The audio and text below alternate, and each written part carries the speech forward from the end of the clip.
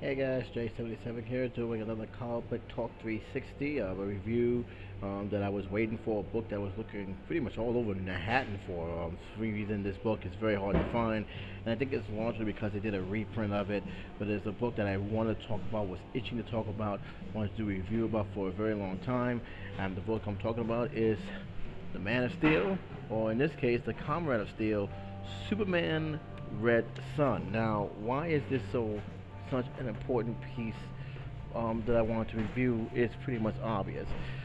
First off, the storyline pretty much is based on an alternate universe.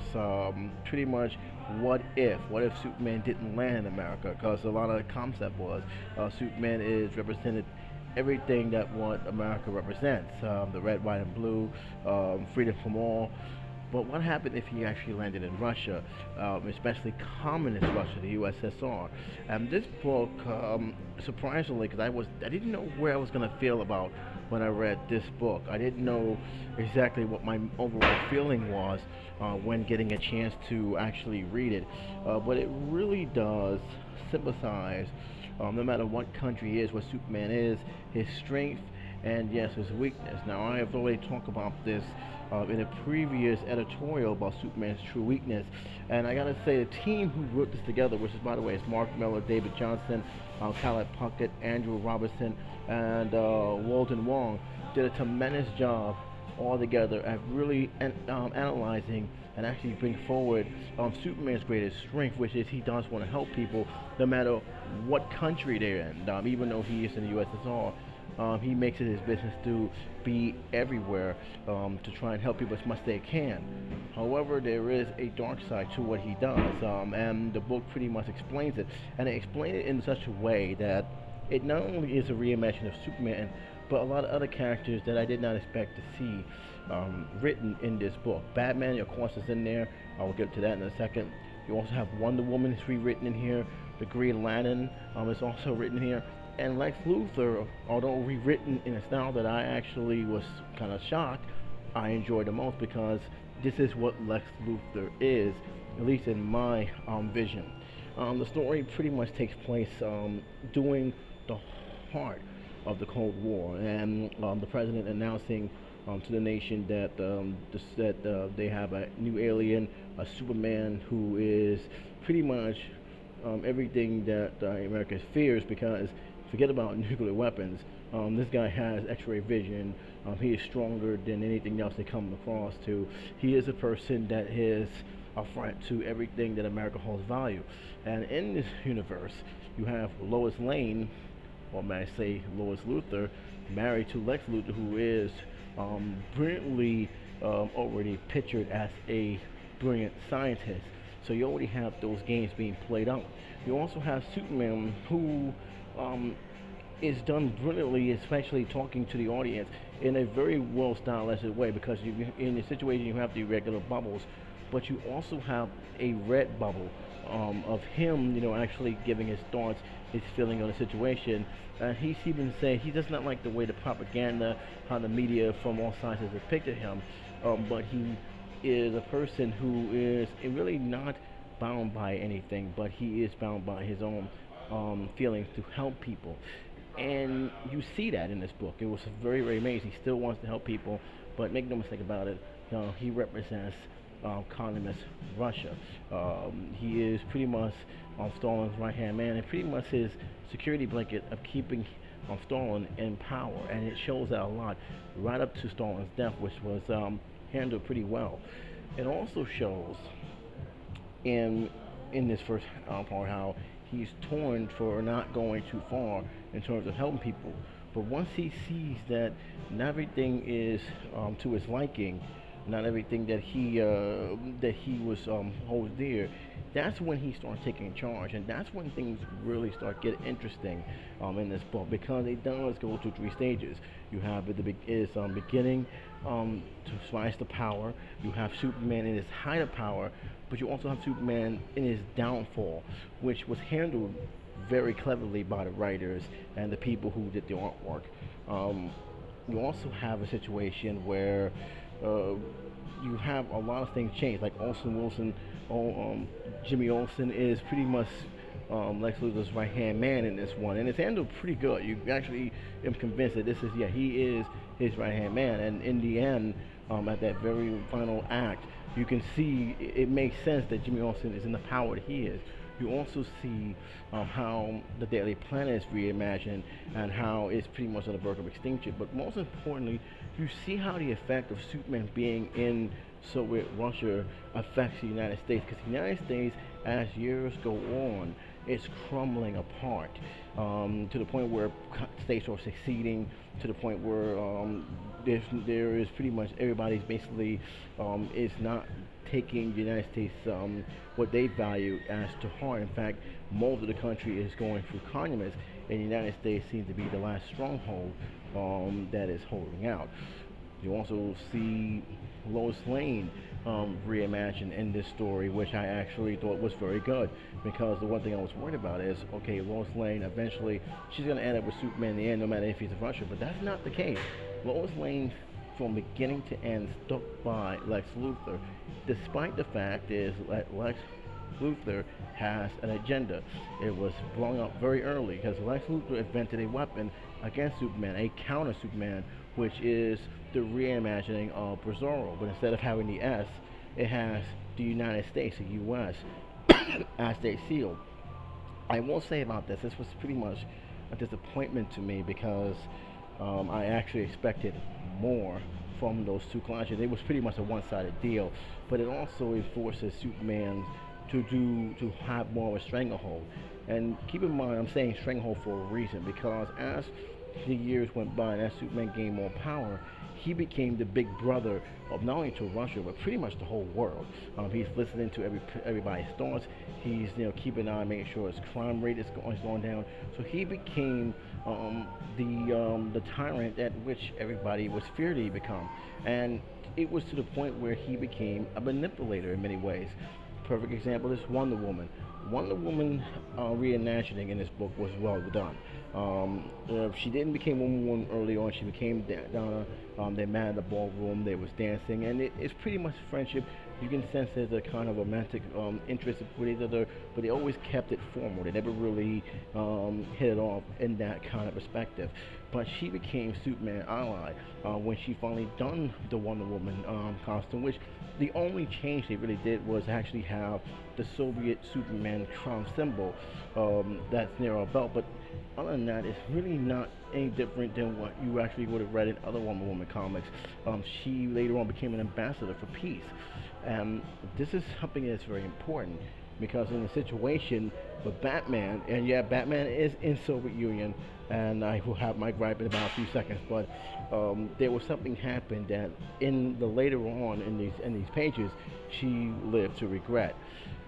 Let's get to the Batman situation. Now, Batman was pretty much quickly introduced, not as Bruce Wayne, because they didn't really establish this is Bruce Wayne's Batman, but they pretty much introduced this character very early on because there is Stalin's son who has a serious jealousy against the Man of Steel, and for good reason. He was supposed to be up for power, and here comes this Superman being Stalin's right-hand man, and rightfully so. Stalin doesn't need anybody else, especially when you got a man who's basically indestructible.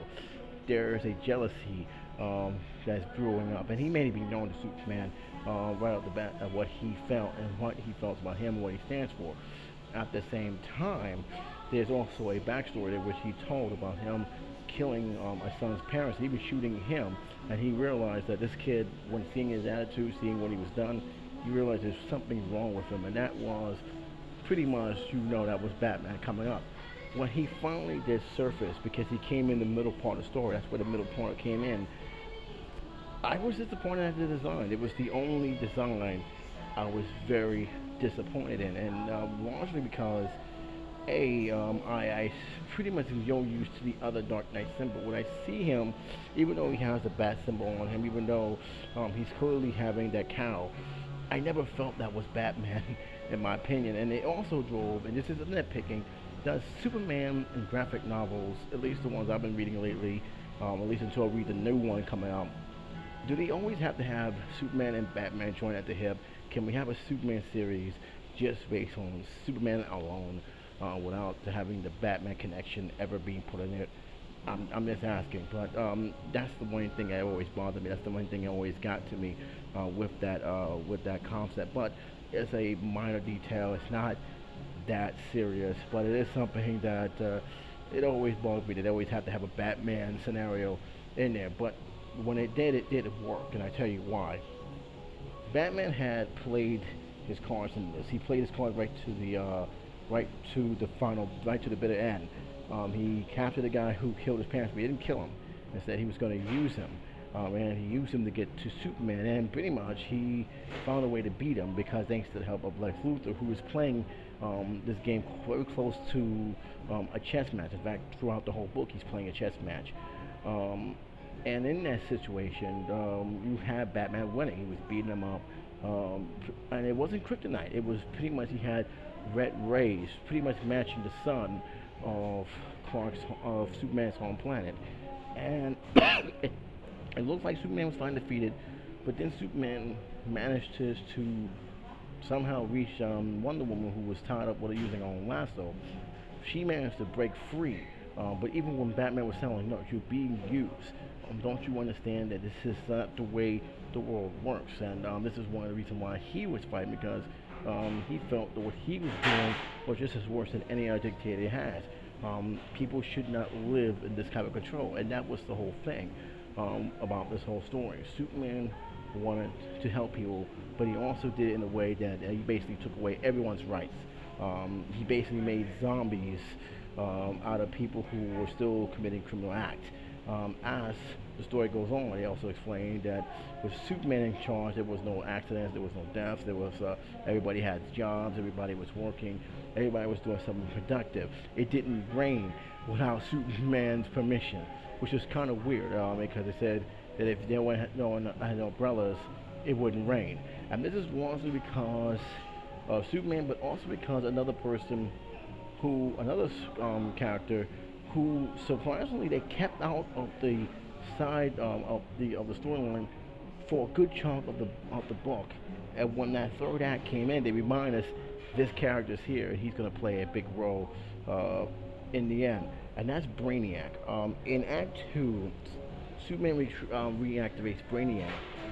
And without giving too much away, they actually did something of a scenario from the golden age of books, which actually worked it perfectly here because of what happened at the end. And the ending pretty much solidifies why Lex Luthor is Superman's true arch rivalry. No matter whose superpower villain he faces, Lex Luthor will always be his most dangerous nemesis. And nothing proved that in the third act. The third act, you had Superman being arrogant. I'm not going to say right straight up. He was being arrogant, and that's because he thought eventually, sooner or later, the United States will basically crumble and follow along the lines of everybody else. Meaning, he'll watch over them, he'll protect them, but it's going to be on a communist way of life, and not the way that he felt that the United States was doing. That was holding on to an old economic philosophy that was causing the country to crumble. Lex Luthor got into office and all that changed. The economy was booming in his first term. He was basically had a 100% approval rating, which I think is impossible for any president to have, no matter how good they are. But basically, he saved America. And Brainiac, seeing the danger, says, you got to come after him right now because if you don't, the more you wait, the more he can become a rival threat.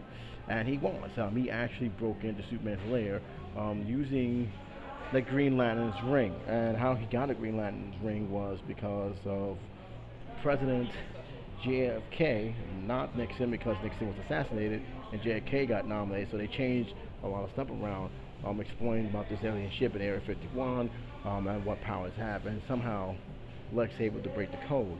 And this is also not only bring the Green Lantern some troops in, but it also introduces Hal Jordan, as you all know, in the original DC universe, is Green Lantern. I think the second or third, I lost count. But he was in as a part of this as well, leading them in against Superman. Superman eventually defeated them, he beat them, to beat Wonder Woman after her Amazons came after him.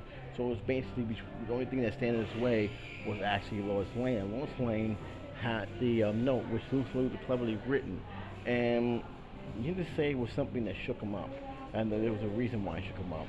He read, "Why don't you put the world in the bottle?" Now, that to you guys, it may not sound like nothing, but it means a lot to him. And you have to really read the book to fully understand this, or have to read the situation to understand it, because it really spoke volumes. It really has, because what that says to a lot of people is, or what it says to me, what it says to Superman is that he's no better than the brain that Brainiac have done when he put somebody in the when he started, putting cities in a jar.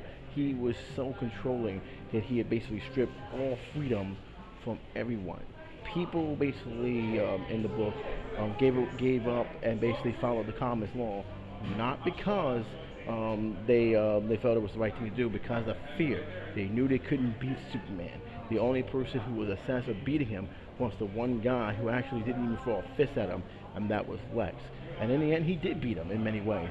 Now, do you think Brainiac actually was going to go along with it? Because Brainiac saying we're so close to achieving this, and Brainiac realized that Superman was not going to, pursue any more of this. I wasn't going to, conquer the United States. So he tried to kill him, and Lex actually ended up saving him, but it was a legitimate reason. In the end, the story pretty much ended the way it is. Superman actually, relinquished power. People are celebrating, but there is an adjustment that's happening, and pretty much after Lex's death, you see Superman finally donning the Clark Kent disguise, the glasses, the hat, the trench coat, and basically giving his final farewell to the man who, who out of credit, and actually that's one other thing I like about the book, respected him. Um, Lex Luthor respected him. Even in the book, he said it's kind of shame if he was in the United States, how much he could have changed the world if he was in our country, but he's not in our country. He's in our enemy's country, and therefore he must be dealt with. The same thing with Superman. Superman never really hated Lex Luthor. He didn't want to fight Lex Luthor, but in the end, it actually came to blows, and in the end, Lex actually won. He actually did. Now, you would think this book will actually end, but it didn't. It actually ended in a way that actually shocked me a little bit. I'm not going to tell you what it is. You have to read that last few pages, because it's one of those things that actually it scratched my head. I don't know why they actually went with that final ending. Obviously, they're trying to do a cycle thing, but it is actually a very clever ending. Um, I'm gonna tell you right now. Again, I searched all over the place for this book. This book was extremely hard to find. Not even the comic book stores that's in the area that I'm around here right now had this book. Surprisingly, like Barnes and Nobles had this, and I was able to grab that along with some other stuff that I wanted to look at. But yeah, there is no question about it. Let me just start with the artwork first. The artwork is beautiful. I don't know if this is the original artwork, but they really captured a lot of the images that I come to expect in a comic book. They really did a great job. Beautiful ink work. I liked that the redesigned cover. Love the artwork. Love the dialogue. My only problem with this story, my only true problem I had is some of the incarnations of Batman. Not that they say that the story arc with him in this world was bad. I just didn't like how they did the costume. I didn't like that cap they had. I know it's in Russia. I know it's cold, but I never once felt that he was the Dark Knight. Even the bat signal, I felt was way off in some areas. Other than that, I really don't have too much complaint about it. I really enjoyed reading this book, and you have to really look at this book from a different perspective. If you're going to come in here hating this book because it shows Batman in a different light, you might as well not even pick it up. That's how I'm just going to say it right now. Don't bother picking it up, because this is a different reimagining, and you have to take it for what it's worth. But what I will say about it is that these guys did their homework and didn't phone it in. This is not a phone-in story. There's a lot to be said about this. The theme stays connected. It's not disjointed. The overall premise of Superman, no matter what country he's in, he still wants to help people. He still wants to help even the United States. He wants to let them know I'm here to help you, even though you guys don't want my help.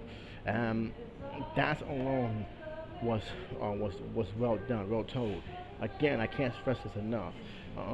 These guys did it best than what I even done in my own editorial, and that it shows his greatest weakness to a very large and even dangerous degree, because he became a tyrant. He became a tyrant, but because he felt his way was the only way he can save people. And it turns out what he was doing was making things worse. And he was blind to see that. Even he was blind to see what Brainiac was doing, which was actually using him, manipulating him to do all this stuff. With that being said, I thought that the story, the structure, I didn't have any problem following the stories in terms of the bubbles. Everything was well connected, and it just is an all-round good story to be told. Was very, very happy to have read this story. It is probably one of the best graphic novels I've read since starting this video, because again, graphic novels is not, and keep in mind, graphic novels sometimes are other comic books broken up into, keep it in one, because this was a miniseries, a three-part miniseries that put into one graphic novel.